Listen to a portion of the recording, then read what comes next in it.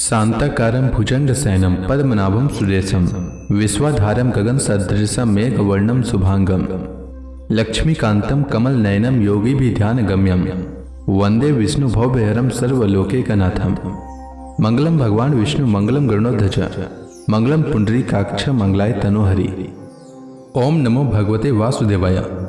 आज का दिन आप सभी के लिए मंगलमय हो। आइए सुनते हैं आश्विन मास कथा का 20वां अध्याय। भगवान श्री कृष्ण उद्धव जी से आगे कहते हैं, उद्धव जी, सदा सावधान रहकर जागने वालों में संवत्सर रूप काल में ही हूँ।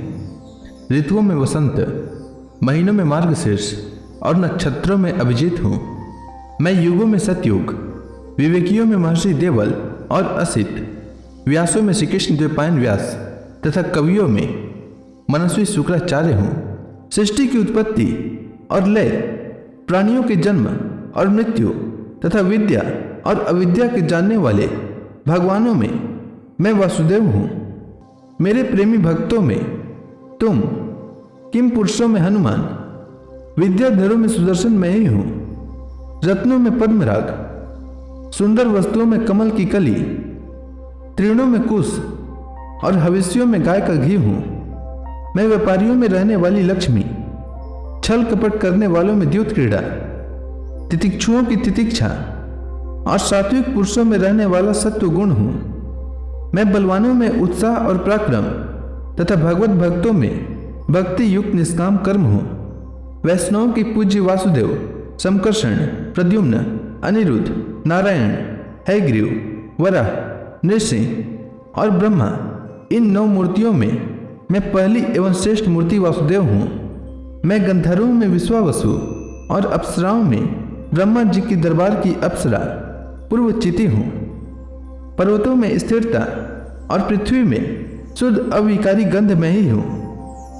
मैं जल में रस, तेजस्वियों में परम तेजस्वी अग्नि, सूर्य चंद्र और तारों में प्रभा तथा आकाश में उसका एकमात्र गुण शब्द हूँ। उद्धव जी, मैं ब्राह्मण भक्तों में बलि, वीरों में अर्जुन, प्राणियों में उनकी उत्पत्ति, स्थिति और प्रलय हूँ।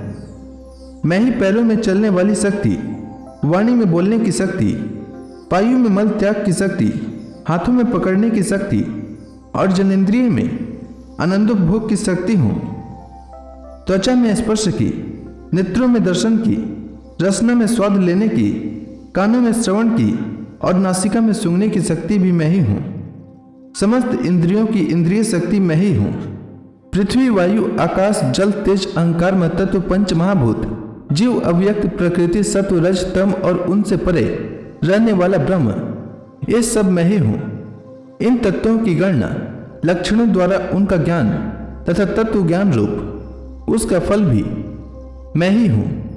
मैं ही ईश्वर हूँ, मैं ही जीव हूँ, मैं ही गुण हूँ और मैं ही गुणी हूँ। मैं ही सबका आत्मा हूँ और मैं ही सब कुछ हूँ। मेरे अतिरिक्त और कोई भी पदार्थ कहीं भी नहीं है। यदि मैं गिनने लगूं तो किसी से मैं परमाणु की गणना तो कर सकता हूँ, परंतु अपनी विभूतियों की गणना नहीं कर सकता, क्योंकि जब मेरे रचे हुए कोटि कोटि ब्रह्मांडों की भी गणना नहीं हो सकती, तब मेरी विभूतियों की गणना तो हो ही कैसे सकती है। ऐसा समझो कि जिसमें भी तेज, श्री, कीर्ति, ऐश्वर्य, लज्जा, त्याग, सौंदर्य, सौभाग्य, पराक्रम, तितिक्षा और विज्ञान आदि श्रेष्ठ गुण हो, वह मेरा ही अंश है। उद्धव जी, मैंने तुम्हारे प्रश्न के अनुसार संक्षेप में विभूतियों का वर्णन किया। ये सब परमार्थ वस्तु नहीं है, मनोविकार मात्र हैं, क्योंकि मन से सोची और वाणी से कही हुई कोई भी वस्तु परमार्थ नहीं होती, उसकी एक कल्पना ही होती है। इसलिए तुम वाणी को स्वच्छंद भाव से रोको, मन के संकल्प विकल्प बंद करो। इसके लिए प्राणों को वश में करो और इंद्रियों का दमन करो। सात्विक बुद्धि के द्वारा प्रपंचाभिमुख बुद्धि को शांत करो। फिर तुम्हें संसार के जन्म मृत्यु रूप विहड़ मार्ग में भटकना नहीं पड़ेगा। जो साधक बुद्धि के द्वारा वाणी और मन को पूर्णतया वश में नहीं कर लेता, उसके व्रत, तप और दान उसी प्रकार क्षीण हो जाते हैं जैसे कच्चे घड़े में भरा हुआ जल। इसलिए मेरे प्रेमी भक्त को चाहिए कि मेरे परायण होकर भक्ति युक्त बुद्धि से वाणी, मन और प्राणों का संयम करे ऐसा कर लेने पर फिर उसे कुछ करना शेष नहीं रहता, वह कृत्य हो जाता है। तो इसी के साथ आज का यह अध्याय समाप्त हुआ। इसके आगे की कथा मैं कल के अध्याय में सुनाऊंगा। तब तक के लिए भगवान हरि का नाम लेते रहें। तो प्रेम से बोलिए भगवान विष्णु की जय, श्री कृष्ण भगवान की जय, समस्त देवी देवताओं की जय।